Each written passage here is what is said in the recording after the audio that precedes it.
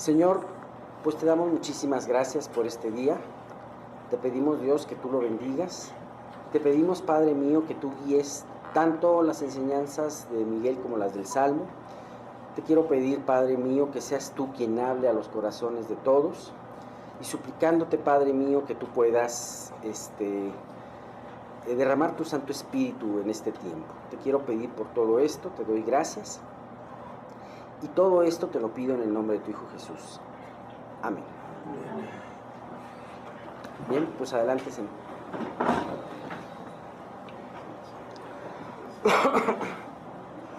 Bueno,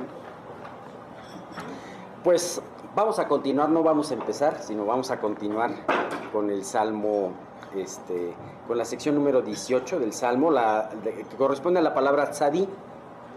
Si se recuerdan la palabra tzadí, una de las cosas, lo que quería decir era, hay una palabra muy parecida que se llama justo, tzadik.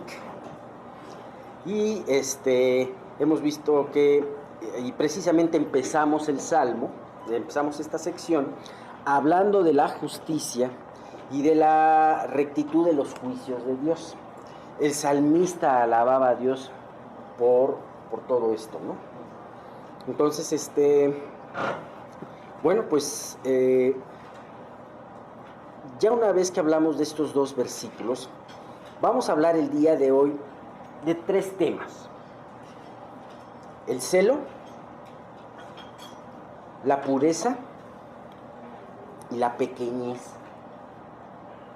Entonces, bueno, podremos entender celo y pureza qué tienen que ver, pero pequeñez, bueno, vamos a ver cómo el Salmo enlaza todo esto, ¿no? Entonces vamos a leer los siguientes tres versículos. Vamos a ver del 139 al 141. Dice el 139, del Salmo 119, 139, dice: mi celo me ha consumido, porque mis enemigos se olvidaron de tus palabras. Sumamente pura es tu palabra, y la ama tu siervo. Pequeño soy yo y desechado, mas no me he olvidado de tus mandamientos. Bien, ya ven en qué forma aparecen en estos tres versículos. Vamos a empezar con el 139. Ajá.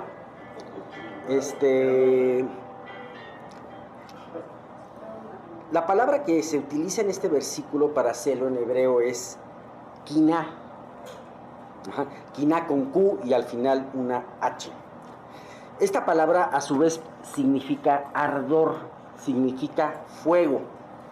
Y esto es algo muy interesante porque muchas veces se identifica este sentimiento, el celo, como un incendio del corazón, como una pasión fuerte que quema. Estamos acostumbrados de escuchar acerca del celo, de los celos, por ejemplo. Celos tiene que ver con la palabra celo. Y lo estamos viendo, estamos acostumbrados de ver una persona que cela o una persona celosa como algo que generalmente se ve como una persona inmadura, insegura. En estos términos está muy de moda la palabra tóxica, ¿no? O tóxico. Para hablar de una persona celosa, conflictiva. Ciertamente los celos del hombre son negativos o pueden llegar a ser muy negativos, como nos dice el Proverbio 6:34, porque los celos son el furor del hombre y no perdonará en el día de la venganza. Así que los celos pueden llegar a ser algo muy negativo. Sin embargo, aquí vamos a hablar del celo divino.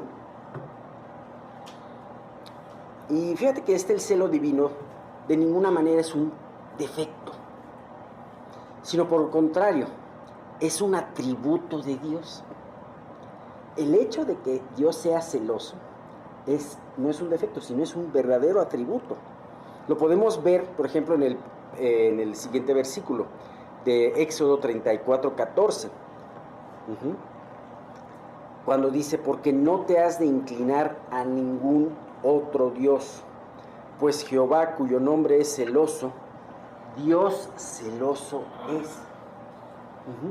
Fíjate que Dios cela, pero su celo es completamente puro y divino y perfecto. Es completamente justificado, porque Él ve nuestro corazón, Él ve nuestro actuar, ve lo que mucha gente no ve. Así que el celo de Dios es ese justificado. Y podemos entender este celo de Dios. Fíjate, estuve viendo en una definición.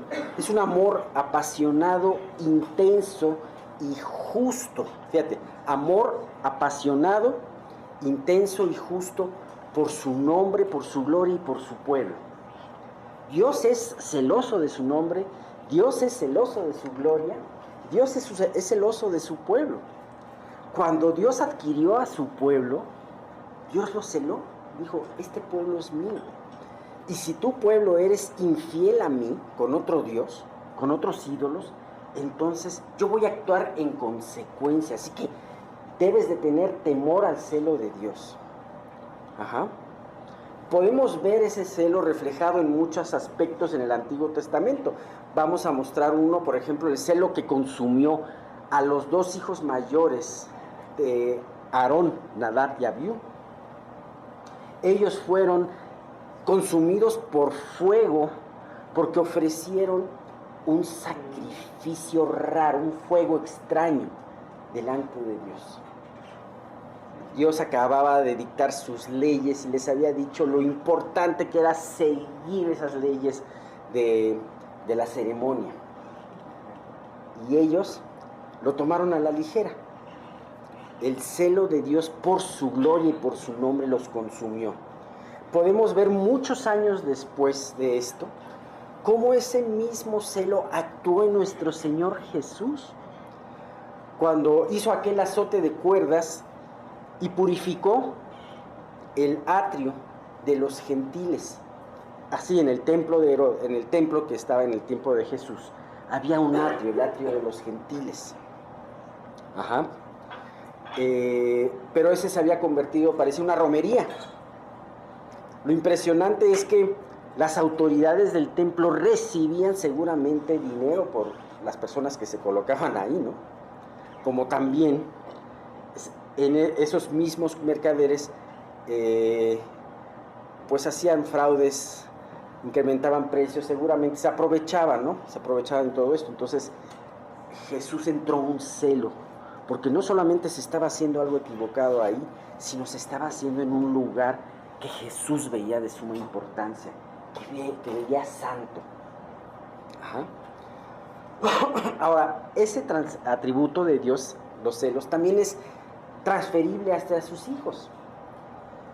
Los hijos de Dios podemos tener también ese celo que Dios tiene, ese celo que tuvo Jesús. Hay algunos ejemplos, vamos a poner dos ejemplos muy claros en el Antiguo Testamento. Bueno, un ejemplo puede ser el versículo que estamos viendo, ¿no? Que dice precisamente, mi celo me ha consumido porque tus enemigos se olvidaron de tus palabras, ¿no? Pero vamos a ver otros dos ejemplos. Podríamos ver muchos más. Por ejemplo, en Primero de Reyes 19:14, el profeta Elías. Cuando Dios le dijo, ¿por qué vienes a mí? Y le dijo Elías, he sentido un vivo celo por Jehová, Dios de los ejércitos. Un vivo celo, acuérdense, celo, ardor, algo que consumía su corazón y no lo dejaba estar tranquilo. Un vivo celo por Jehová, Dios de los ejércitos, porque los hijos de Israel han dejado tu pacto, han derribado tus altares y han matado a espada a tus profetas. Y solo yo he quedado y me buscan para quitarme la vida. Así que podemos ver aquí el celo de Dios reflejado en un profeta suyo del Antiguo Testamento, el profeta Elías.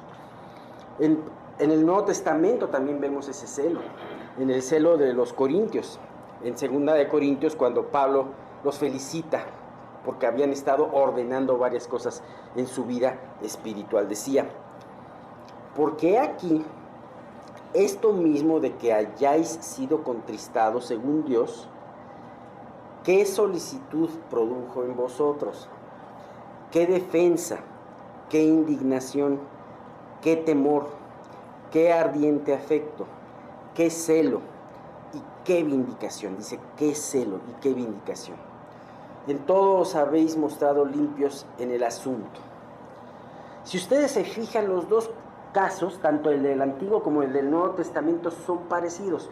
¿Por qué en uno Elías y en otro la iglesia de Corintios sentía celos? Porque veían lo que estaba sucediendo a su alrededor, cómo el nombre de Dios estaba siendo ultrajado.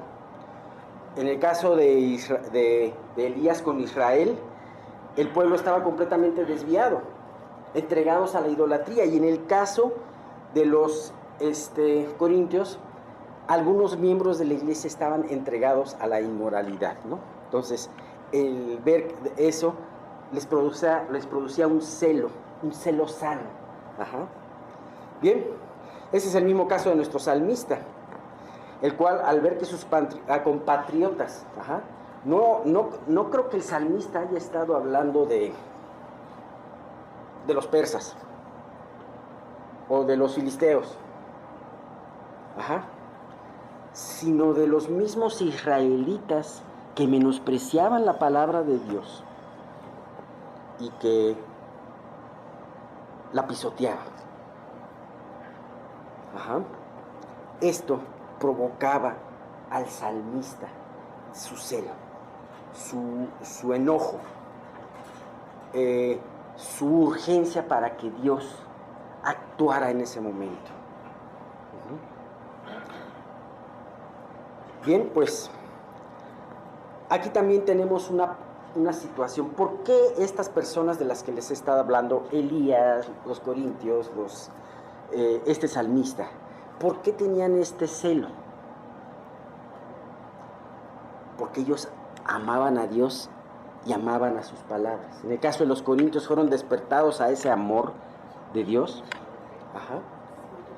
Estaban ellos considerando esto. Tú no puedes ser celoso de alguien si no lo amas. Tú no puedes ser celoso de una situación si no te apasiona eso. Si no amamos la palabra de Dios y no nos apasionamos en la palabra de Dios, no podemos ser celosos de Dios y de su palabra. Ha de ser terrible en el afecto sentimental entre pareja, entre hombre y mujer. Ha de ser terrible tener celos. A veces esos celos pueden ser fundados. Y muchas veces es ese celo porque la persona no corresponde como tú la amas, ¿no? Pero acuérdate, algo muy importante. El celo solamente viene en este sentido, y hablando específicamente de la palabra de Dios, porque amas y te apasiona la palabra de Dios. Si alguien blasfema la palabra de Dios y tú no te sientes aludido, no te sientes enojado, entonces tú no amas la palabra de Dios. La palabra de Dios no te apasiona.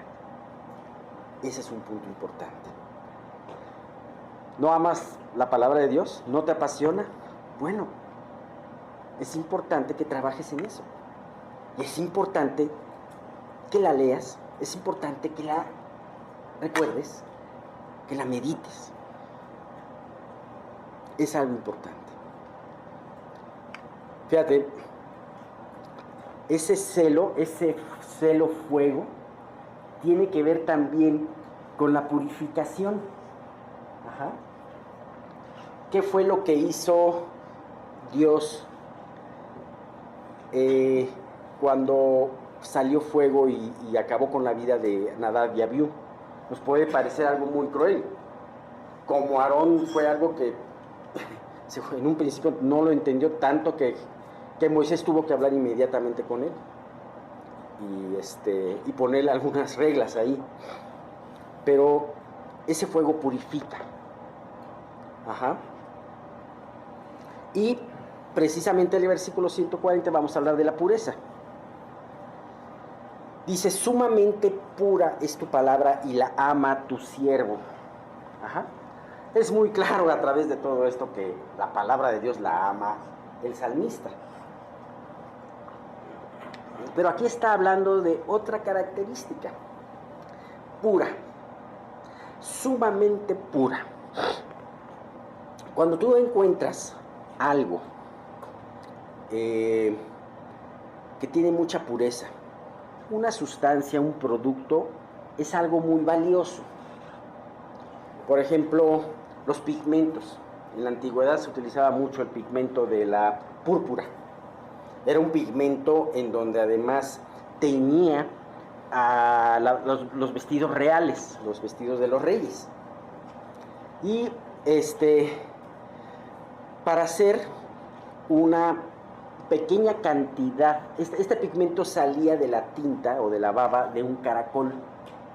Y para hacer eso, para tener una pequeña cantidad de ese tinte puro, tenías que matar decenas de miles de esos caracoles, ¿no? De hecho, este era un producto mucho de la ciudad de Tiro o de Sidón, no me acuerdo, de cualquiera de las dos ciudades, y cuando entrabas olía muchísimo a pescado descompuesto por toda esta industria de la púrpura, ¿no?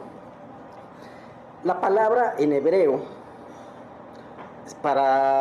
que se utiliza aquí para pureza, cuando dice sumamente pura, es tzaraf.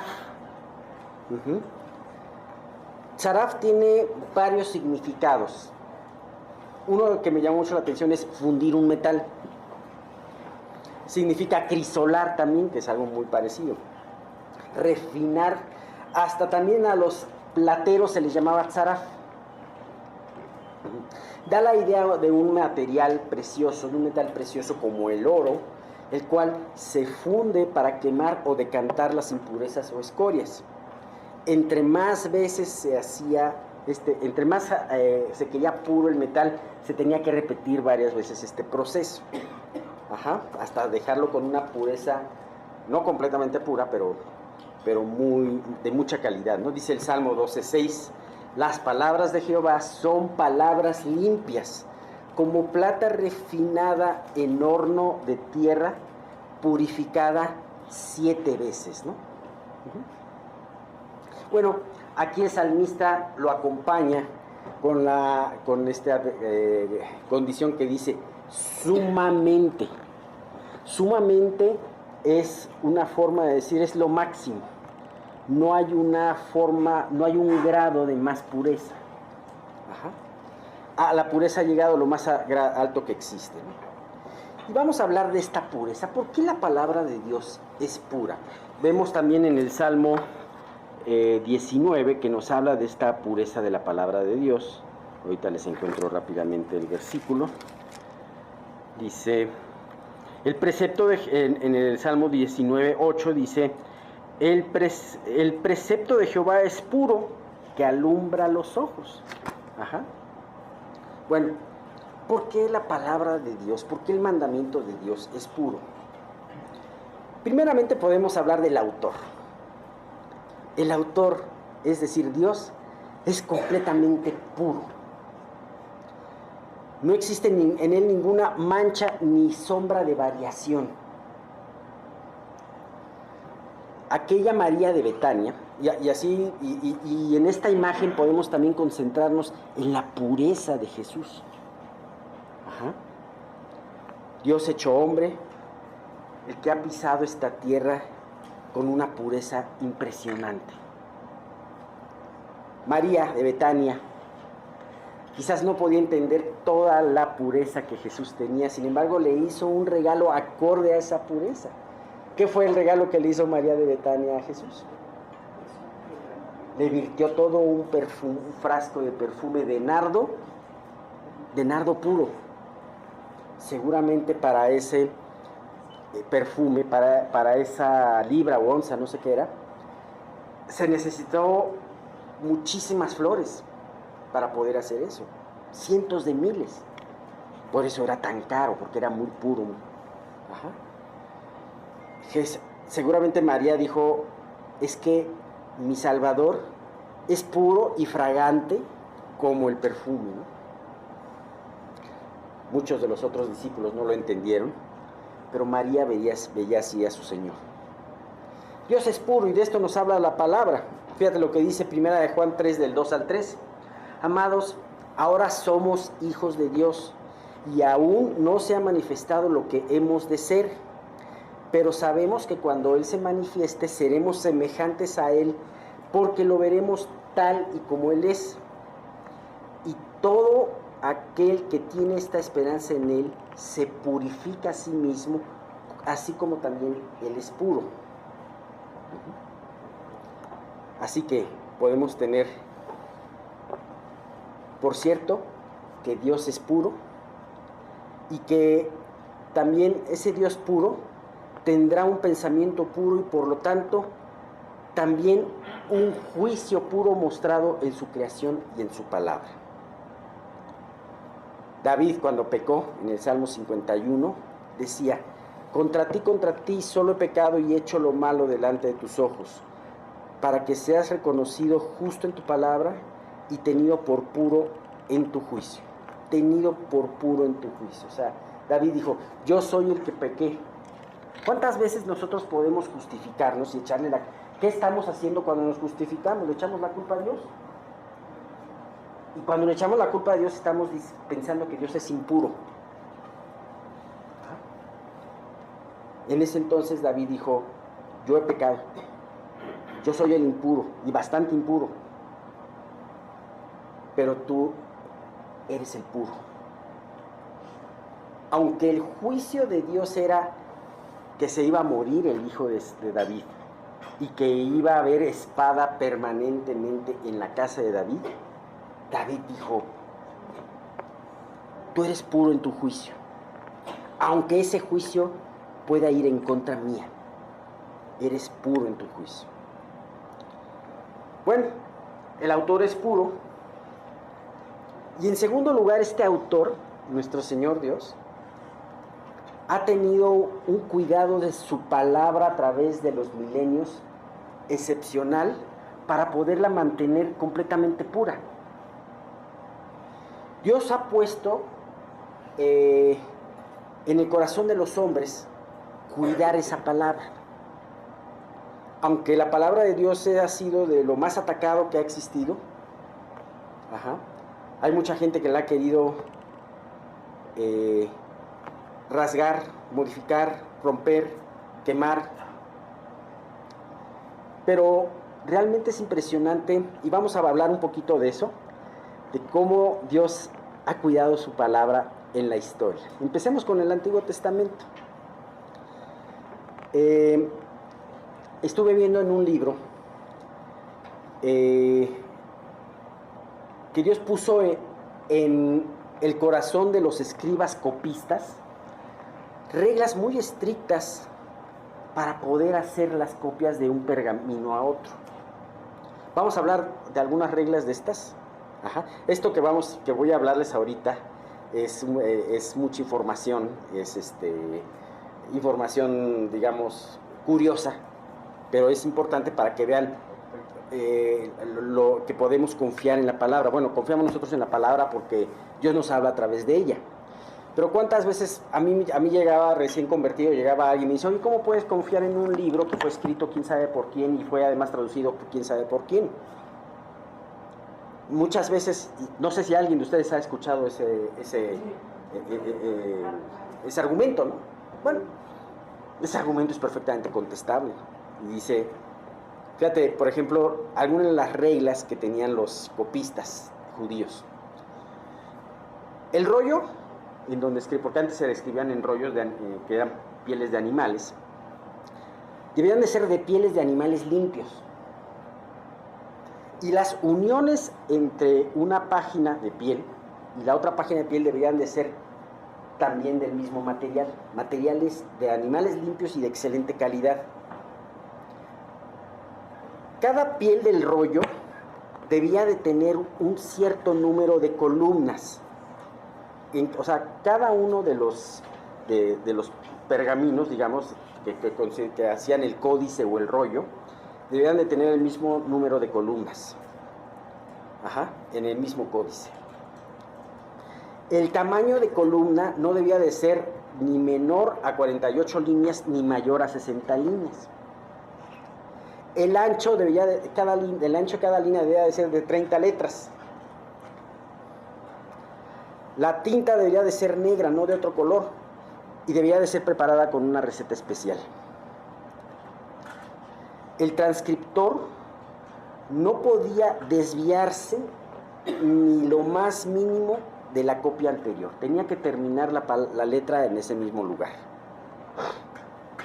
Ni la letra más pequeña, la yod, por ejemplo, podría escribirse de memoria. O sea, no podía decir, esto ya me lo sé y no.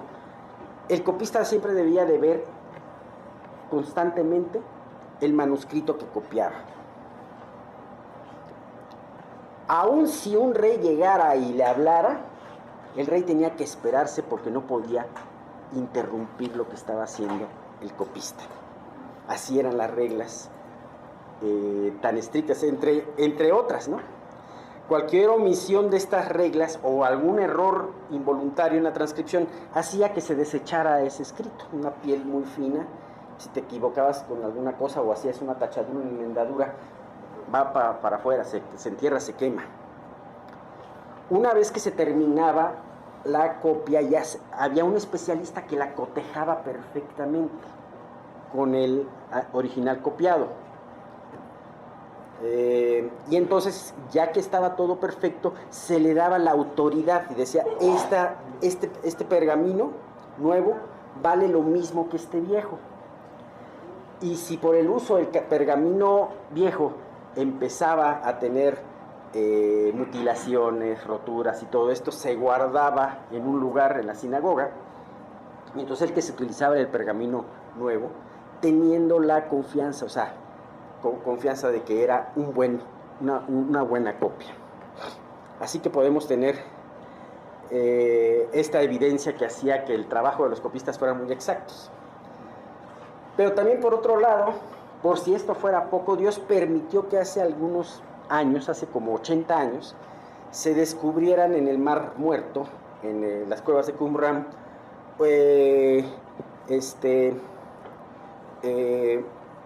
pergaminos con casi toda la escritura.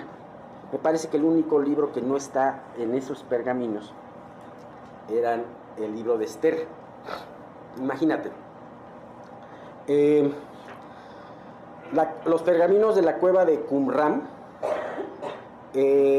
datan aproximadamente del siglo III antes de Cristo al siglo I después de Cristo, hace más de 2000 años.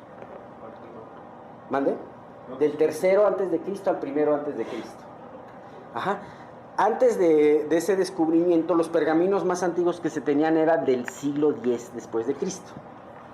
Entonces, aún Dios dice, adelante, y te puedes meter a la página, por cierto, y puedes ver los pergaminos, ¿no? Dice, ahora, en cuanto al Nuevo Testamento, también es una historia muy interesante. En el Nuevo Testamento se encuentran muchísimos pergaminos.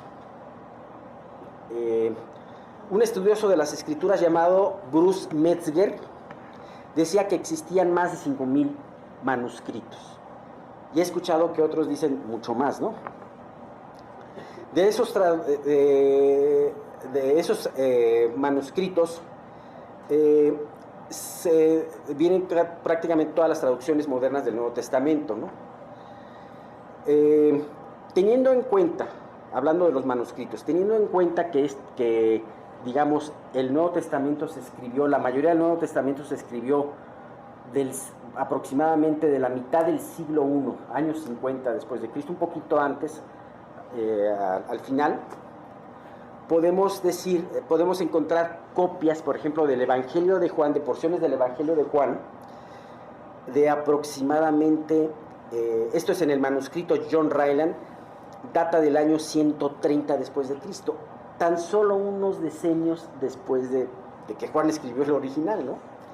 Podemos encontrar, por ejemplo, el papiro Chester Beatty, que tiene ya grandes porciones del Nuevo Testamento y que data del año aproximado de 200 después de Cristo. Ajá.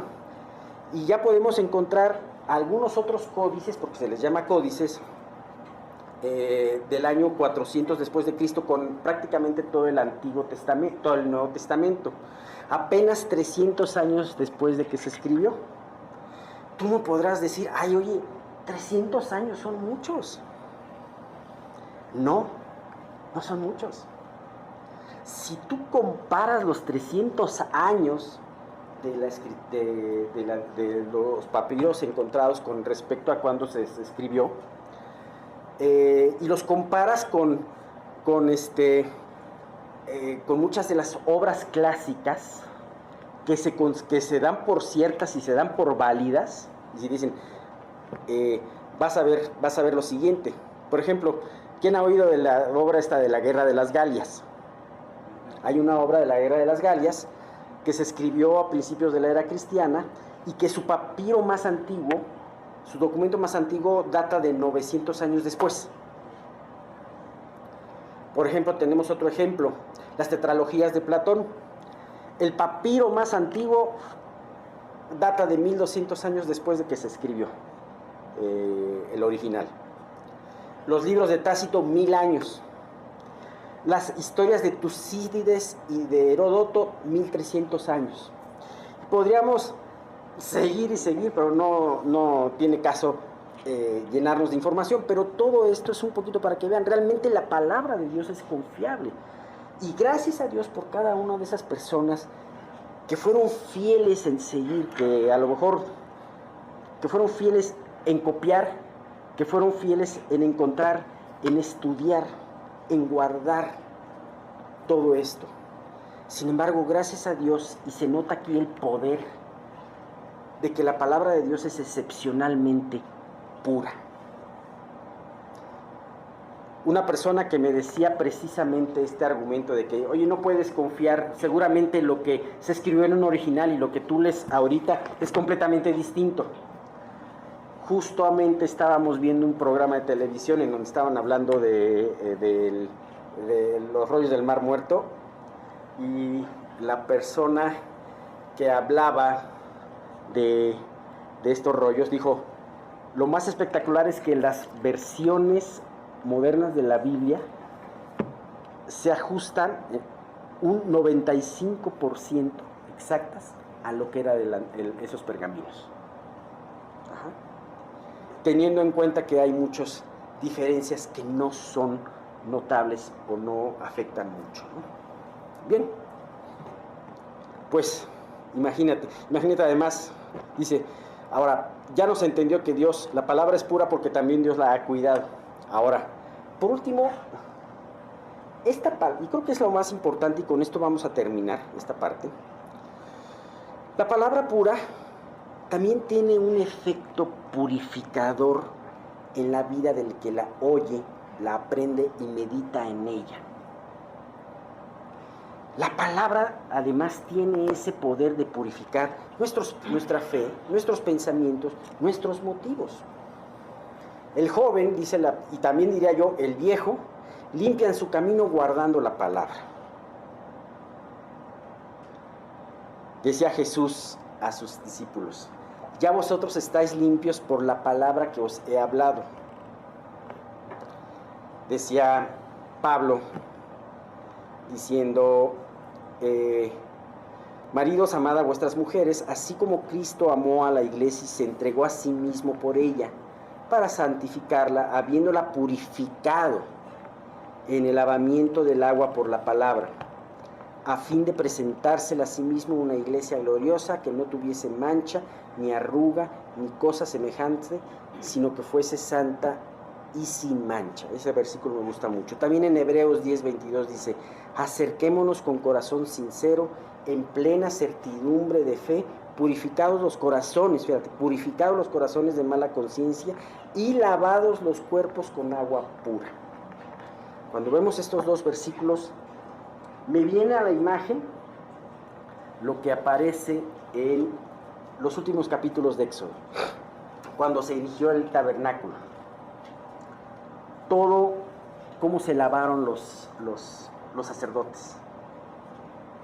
Antes de vestirse las vestiduras santas y antes de ser ungidos, iban a la fuente y se lavaban perfectamente. Así que con esta imagen y teniendo certeza de que la palabra es pura, no dudemos de ir constantemente a ella, porque ella es la que va a purificar nuestras vidas, no nuestros pensamientos, no nuestras buenas intenciones, sino es la palabra. La palabra pura va a poder lavarnos y hacernos puros, ¿no? Con respecto a la pequeñez, vamos a seguir el siguiente estudio.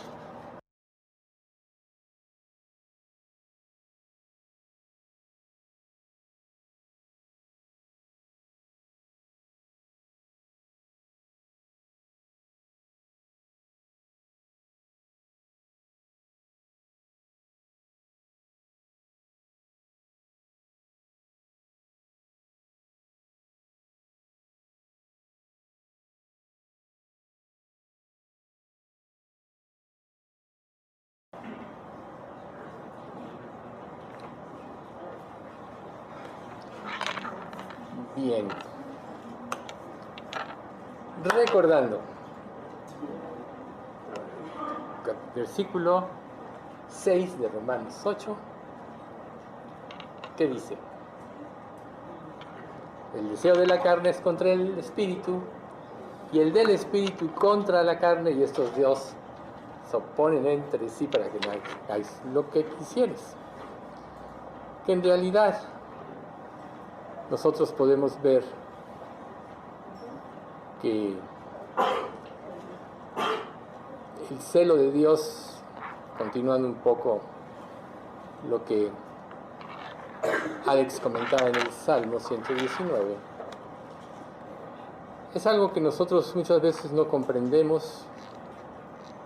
Los judíos eran instruidos desde que tenían prácticamente uso de razón.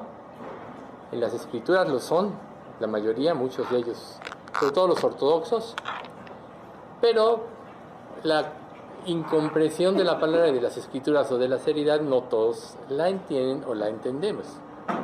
Entonces lo que primero que nosotros tenemos que estar seguros es que, como dice Romanos 5:1, justificados pues por la fe, tenemos paz para con Dios, por medio de nuestro Señor Jesucristo. Y el pasaje que estábamos viendo precisamente es: el deseo de la carne es contra el espíritu, y el del espíritu contra la carne. Y luego nosotros vamos a continuar con una exhortación que es muy importante respecto de la seriedad de la palabra. Nosotros sabemos muy bien que cuando la salvación viene a nuestras vidas, trae una nueva vida. Las cosas viejas pasaron, y aquí todas son hechas nuevas. Estábamos muertos en nuestros delitos y pecados, y Dios nos da vida, nueva vida. Y la salvación podríamos decir que es el poder que levanta a los creyentes de la muerte y les da vida. Vamos a repasar Romanos 6, porque somos 6 del 4 al 7, que dice: porque somos sepultados juntamente con Él para muerte por el bautismo, a fin de que como Cristo resucitó de los muertos por la gloria del Padre, así también nosotros andemos en nueva vida. Porque si fuimos plantados juntamente con Él en la semejanza de su muerte, así también lo seremos en la de su resurrección. Sabiendo esto, que nuestro viejo hombre fue crucificado juntamente con Él, para que el cuerpo del pecado sea destruido. Fíjense bien, para que el cuerpo del pecado sea destruido, a fin de que no sirvamos más al pecado, porque el que ha muerto ha sido justificado del pecado. Enfatizando que las pruebas nos ayudan a que nuestro cuerpo sea destruido, lo que la Biblia le llama la carne, ¿sí? El poder de Dios es el que nos da fuerza, nos da energía, nos da aliento para cumplir su voluntad. Recuerden, Él da esfuerzo al cansado y multiplica las fuerzas al que no tiene ningunas. Los muchachos se fatigan y se cansan, los jóvenes flaquean y caen, pero los que esperan en Jehová tendrán nuevas fuerzas. Levantarán alas como las águilas, correrán y no se cansarán, caminarán y no se fatigarán. Entonces, esto que sucede es algo muy importante que tenemos que tomar en cuenta, y por eso es importante enfatizarlo, recordarlo, porque nosotros, desde el momento en que nos convertimos, la gracia de Dios va por delante de nuestras vidas. En Juan 1:16 dice, porque de su plenitud tomamos todos, y gracia sobre gracia. Esta parte de gracia sobre gracia quiere decir que Dios derrama su gracia para que cumplamos su voluntad, y cuando nosotros disponemos nuestro corazón, sigue derramando más gracia y más gracia para que podamos transformarnos. Por eso es tan importante que nosotros sepamos o nos consideremos muertos al pecado, como dice Romanos 6, del 11 al 13. Así también vosotros, considerados muertos al pecado, pero vivos para Dios en Cristo Jesús, Señor nuestro. No reine pues el pecado en vuestro cuerpo mortal, de modo que lo obedezcáis en sus concupiscencias. Ni tampoco presentéis vuestros cuerpos al pecado como instrumentos de iniquidad, sino presentaos vosotros mismos a Dios como vivos de entre los muertos, y vuestros miembros a Dios como instrumentos de justicia. Y aquí es algo muy importante que tenemos que concientizar. Nosotros tenemos que presentarnos como muertos de entre los vivos, como instrumentos de justicia. ¿Por qué? Porque Dios habla a través de su iglesia. Dios habla ahora a través de cada creyente. A lo largo de los años de la historia vemos que Dios ha actuado de diferentes maneras. Y de estas maneras, podríamos llamar, en cada etapa, en cada pacto, en cada dispensación, como dicen algunos, Dios ha actuado de diferentes maneras. Pero en la época de la gracia nos dio todos los elementos. Entre ellos nos regeneró, nos dio un corazón nuevo, un espíritu nuevo, nos hizo sensibles a la voz de Dios y nos dio su Espíritu Santo. Entonces nosotros tenemos que tener presentes que si ya somos salvos, entonces nuestra perspectiva de la vida y de las cosas debe cambiar. Muchas veces nosotros nos atoramos en la vida o en nuestro crecimiento espiritual como creyentes porque queremos seguir amoldando nuestro sistema de pensamiento a las cosas de Dios, y no es posible. El mundo entero, sabemos, está bajo el maligno, y la filosofía que el diablo ha sembrado en la humanidad es rebelión contra Dios, aparte de una naturaleza caída. Pero cuando nosotros somos regenerados y Dios nos da una nueva naturaleza, la naturaleza de Cristo, y nos da la mente de Cristo, entonces nuestra perspectiva debe cambiar. ¿Cómo va a cambiar? A través de la información que Dios nos da por medio de su palabra. Entonces, Dios nos ayuda para que nosotros vivamos o empecemos a vivir de acuerdo a lo que Él nos ha infundido.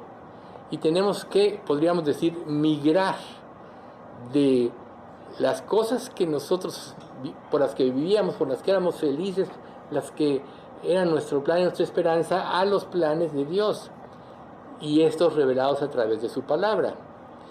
Y para esto hay un concepto muy importante que nos dice la segunda carta de Timoteo, capítulo 2, versículos del 11 al 13, que dice: palabra fiel es esta: si somos muertos con Él, también viviremos con Él. Si sufrimos, también reinaremos con Él. Si le negáramos, Él también nos negará. Si fuéramos infieles, Él permanece fiel. Él no puede negarse a sí mismo. Este último pasaje, el 13, lo repetimos muy seguido. Pero aquí el punto es la gracia de Dios. O sea, Una vez que estamos en Cristo, Dios siempre permanece fiel. Pero que permanezca fiel y nos dé ayudas y que muchas veces Él tarde en llevar a cabo una disciplina en nosotros, es porque Él siempre espera el arrepentimiento, o sea, la paciencia de Dios, para que cambiemos y lo hagamos por nosotros mismos conforme a la nueva naturaleza que tenemos. Y la instrucción de la palabra lo hace precisamente para que reaccionemos. Cuando nosotros no reaccionamos, cuando no vivimos de acuerdo a la visión que Él nos da, entonces no vamos a poder discernir correctamente las cosas. O sea que nos vamos a quedar atorados entre dos sistemas de pensamiento. O sea, Elías les tuvo que decir al pueblo de Israel: ¿hasta cuándo claudicaréis entre dos pensamientos? Si Jehová es Dios, seguidle, y si Baal, id en pos de él. Y eso es lo que Dios nos está diciendo el día de hoy.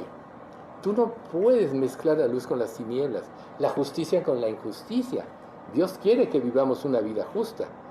Si nosotros respondemos correctamente, Él nos ayudará, porque no lo podemos hacer por nosotros mismos, en su gracia, a quitar todas aquellas cosas que nos pueden robar nuestros tiempos con Dios, aunque aparentemente no sean malas en sí.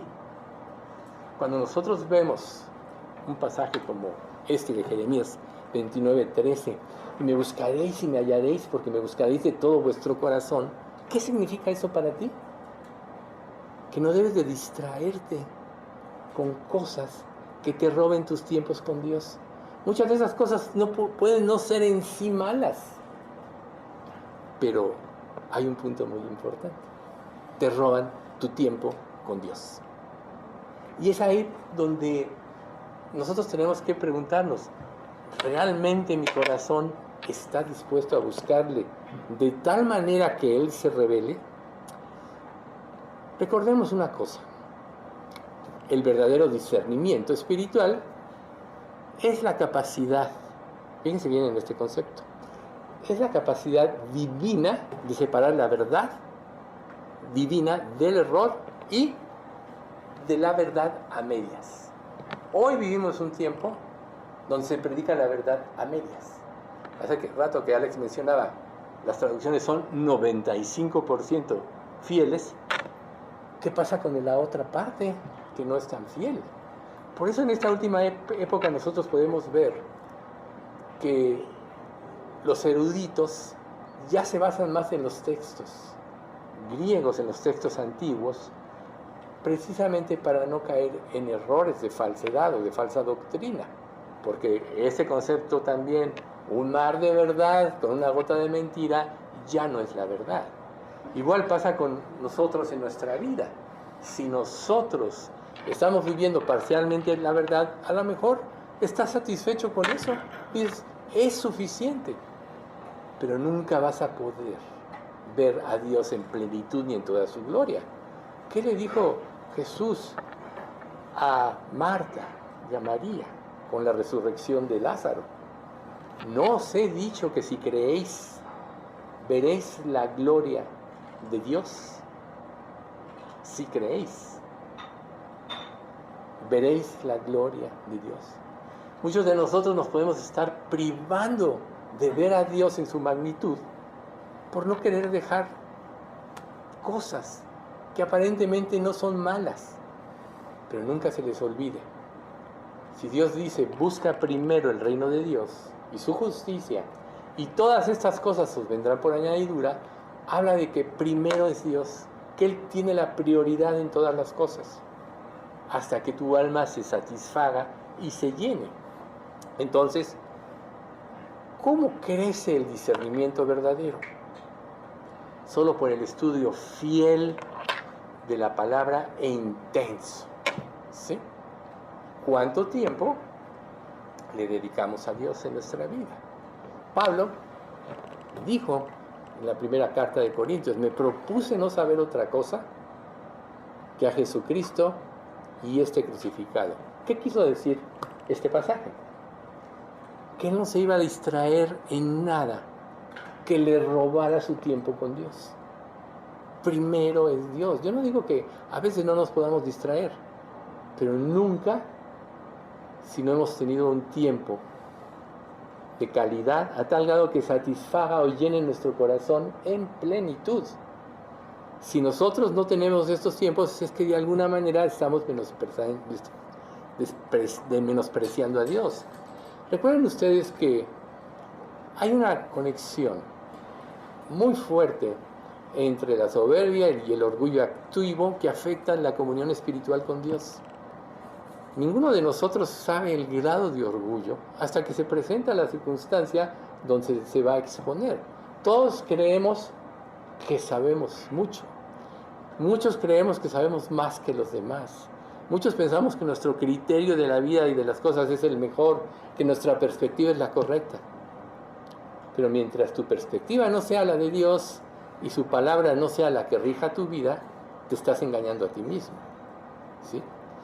David, por ejemplo, usando ejemplos de personas que tuvieron que sufrir las consecuencias de no seguir las reglas de Dios, fue cuando él trasladó el arca a Jerusalén. Primero que nada rompió todos los preceptos. Cuando Dios hace el arca, dice, no la pueden cargar sino los levitas, y tienen que ser con varas cubiertas de madera, cubiertas con oro, y solo los levitas lo pueden hacer. Y David dijo, bueno, después de que devolvieron el arca a los filisteos, cuando había estado unos meses allá, y los tumores de los ratones, acuérdense todo eso, después de que la devolvieron, David, y bendijo Dios la casa de este señor donde estaba, Obed-Edom, bendijo, entonces él dice, bueno, entonces me voy a llevar el arca a Jerusalén para que bendiga mi casa. Pero no tomó las provisiones de Dios, ¿verdad? Y entonces, pues los bueyes empezaron a tropezar, Urías el Eteo sostiene el arca y es fulminado. ¿Por qué? Dije, pobrecito, ¿por qué Dios lo castigó si tenía una intención en su corazón buena? Iban a llevar el arca de Dios, pero no siguieron sus estatutos. Más adelante, David, en Primera de Crónicas 15:13, dice, por no haberlo hecho nosotros, por no haberlo hecho así vosotros la primera vez, Jehová nuestro Dios nos quebrantó, por cuanto no le buscamos según su ordenanza. ¿Ven ustedes? Entonces, ¿de qué manera vas a buscar a Dios? ¿De la manera que tú crees? En los libros de Samuel, Crónicas y Reyes, es muy común la frase, y cada uno hacía lo que bien le parecía. ¿Se acuerdan de esa frase? Claro que sí. ¿Y acaso no es explicable hoy esa frase en nuestro tiempo? Hoy vivimos un cristianismo en que cada uno hace lo que bien le parece. Toma lo que le conviene y desecha lo que no le conviene. ¿Y eso es una entrega verdadera? No. Es el ego negándose a doblegarse ante la soberanía de Dios. Y eso nos puede separar de una realidad espiritual. O sea, el ego es el orgullo. Cuando tú no obedeces cumplidamente lo que Dios ya te reveló, te hizo entender y te muestra, te estás rebelando contra Dios. ¿Sí? Entonces, esto nos puede suceder y no sucede por haber creído las mentiras de Satanás. ¿Cuáles mentiras? No, yo no voy a creer a Satanás. ¿Cuáles mentiras? Cualquier cosa que tú participes de este mundo, que te robe comunión con Dios, estás participando de las mentiras del diablo. Porque el diablo sabe que si te consagras, es un enemigo poderoso y letal para él. Pero si no te consagras, ahí te va a mantener viviendo en la superficie. Es muy fácil vivir en la superficie. Tomas lo que Dios quiere de ti, o mejor dicho, tomas lo que tú quieres de ti y desechas lo que Dios te dice que tienes que hacer. Pero Dios no ignora lo que realmente eres. ¿Sí? Por eso, un versículo que repetimos constantemente de Primera de Juan 1, 28, 29, que dice, y ahora hijitos, permaneced en Él, para que cuando se manifieste tengamos confianza, para que en su venida no os alejemos de Él avergonzados. Si sabéis que Él es justo, sabed también que todo el que hace justicia es nacido de Él. O sea, entonces, cuando se manifieste tengamos confianza, para que en su venida no seamos avergonzados. Aquí estamos hablando de gente salva. Bien. Hay un juicio de las obras. 1 Corintios 3, 13 al 15. La obra de cada uno será manifiesta, pues el día la declarará, pues por el fuego será revelada o probada. Y la obra de cada uno, cual sea, el fuego la probará. Si permaneciera la obra de alguno que sobreedificó, ¿sobre qué? Sobre el fundamento, que es la palabra de Dios, recibirá recompensa. Si la obra de alguno se quemare, que quiere decir que no vivió de acuerdo a este fundamento, sufrirá pérdida. Si bien él mismo será salvo, aunque así como por fuego. También mencionamos este pasaje constantemente, pero aquí tenemos que tomar conciencia que sí, va a haber un juicio. Y ese día no es un juicio de condenación, porque ya somos salvos, por eso será salvo, aunque así como por fuera, sino es para probar qué es lo que va a prevalecer a la eternidad y qué es lo que es madera, heno y hojarasca. ¿Sí?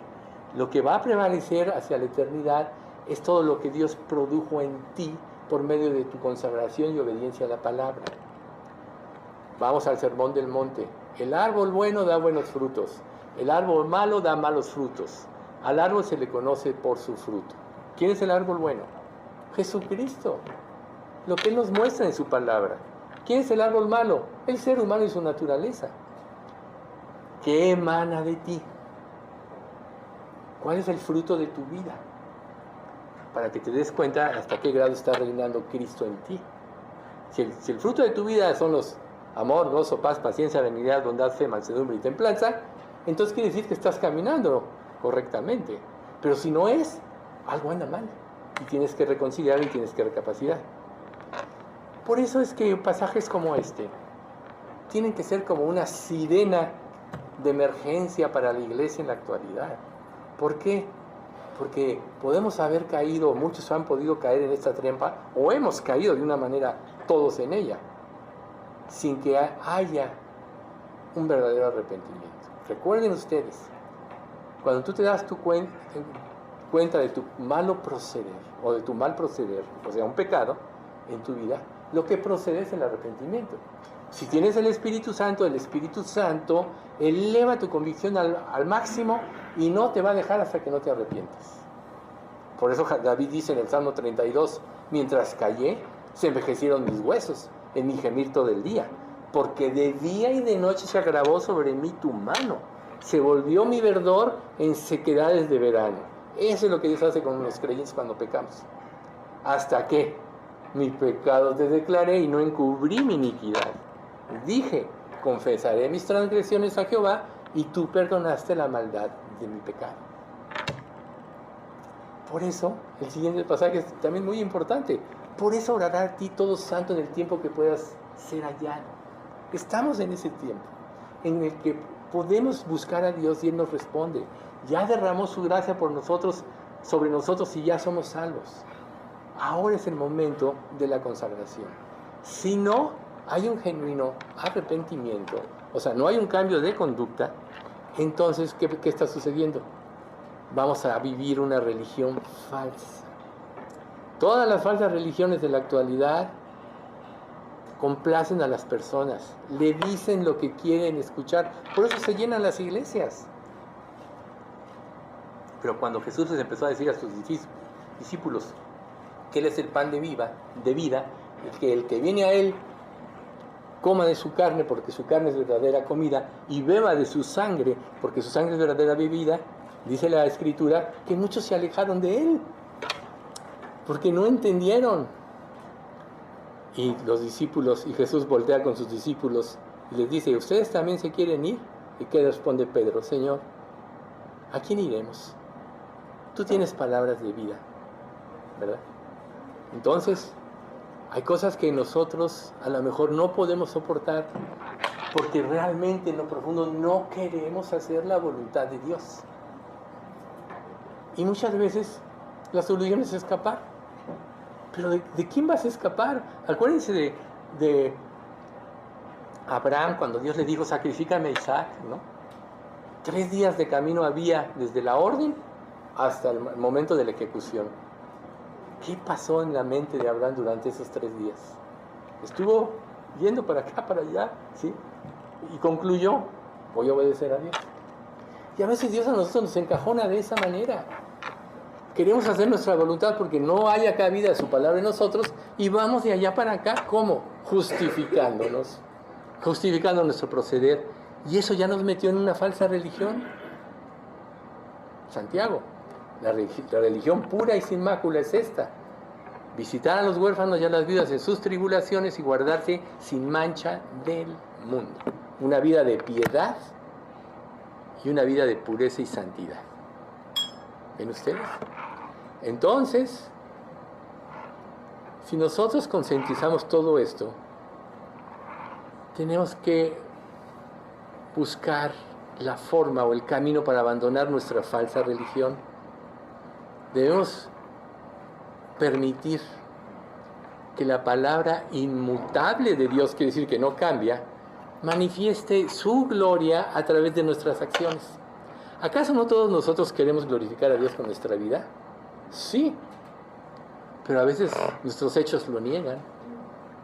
Y entonces, para poder conformar esto correctamente, va a empezar de una manera. Recuerden, yo siempre que aconsejo a una persona de algo, lo hemos dicho aquí, hay que ir de lo simple a lo complicado. Porque en tu mente tú puedes llenarte de cosas que ni van a suceder. Entonces tienes que empezar por lo simple. Aquí tú tienes que empezar por algo, por la obediencia diaria a la palabra de Dios. Si tú empiezas a obedecer conforme a su verdad revelada cada día, desde las cosas más simples, no digas mentiras. Entonces tú dices, no dije una mentira, pero no quisiste decir la verdad, ¿no? Oye, te invito a comer a mi casa. Sí, a ver cuándo vamos, ¿no? Y dentro de ti nunca voy a ir, porque no quieres, porque no cabe dentro de ti. ¿Estás mintiendo? Claro que sí. Con comentarios deshonestos. Ay, qué guapa te ves. Sí, pero estás bien fea, ¿no? Por dentro. Digo, son ejemplos, ¿no? Pero nosotros tenemos que analizar cómo puede ser cómo podemos pensar por dentro. A lo mejor dices, esto no es así, si no es así, no es mentira. Pero si no dices la verdad, entonces estás diciendo mentiras, ¿verdad? Ahora, si no tienes algo bueno que decir, pues no hables, ¿verdad? Ese es un punto muy importante. Pero las decisiones desde las cosas más simples de la vida es lo que hace que se forme nuestro carácter. Y mientras más se forme el carácter de Cristo, más vamos nosotros a vencer y contender contra el pecado. Si no, vamos a caer en la prostitución espiritual. O sea, ¿cuál era la característica? Todos aquí hemos escuchado, y la adoración, Israel se le manifestó Dios se le manifestó a Israel, lo sacó de Egipto. Ellos no creyeron, tuvieron que vagar 40 años en el desierto. Ya hemos dicho que el desierto representa la vida cristiana en este mundo, hasta que estuvo la nueva generación, la nueva naturaleza, preparada para entrar a la tierra prometida. Entraron hombres fieles como Josué y todos los ancianos, y mientras ellos vivieron, obedecieron. Pero dice la Biblia, y se levantó otra generación que no conocía a Dios, y se fueron tras la falsa adoración. ¿Cuál es esa falsa adoración? Tener un Dios para cada cosa. El Dios de la lluvia, el Dios de la fertilidad, etc. Era muy cómodo. Y Dios le dice con el primer mandamiento, amarás al Señor, tu Dios, con todo tu corazón, con toda tu alma, con todas tus fuerzas y con todo tu ser. Al Señor tu Dios adorarás y solo a Él servirás, ¿verdad? Entonces, cuando nosotros no estamos amando a Dios de esta manera, entonces vamos a caer en el error que cayó Israel en el pasado.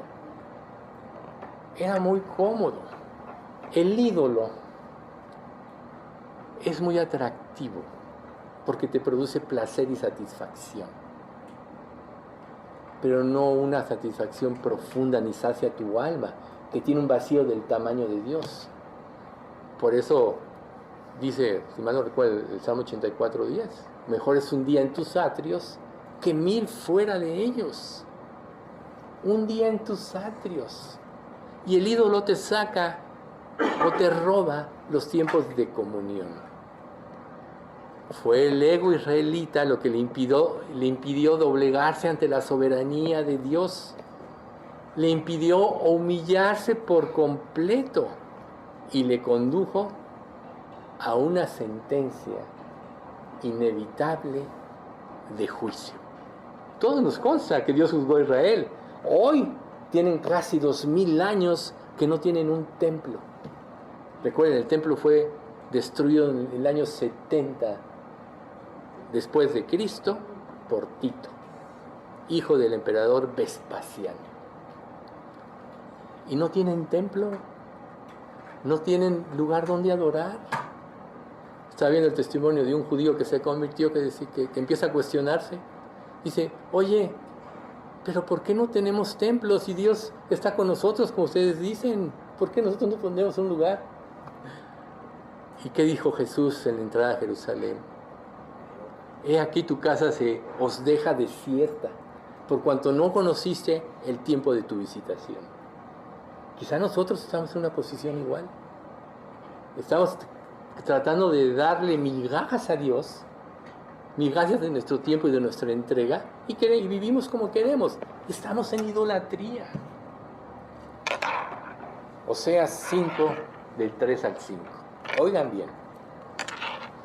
Yo conozco a Efraín, e Israel no me es desconocido, porque ahora, oh Efraín, te has prostituido, y se ha contaminado Israel. No piensan en convertirse a su Dios, porque espíritu de fornicación está en medio de ellos, y no conocen a Jehová. La soberbia de Israel le desmentirá en su cara.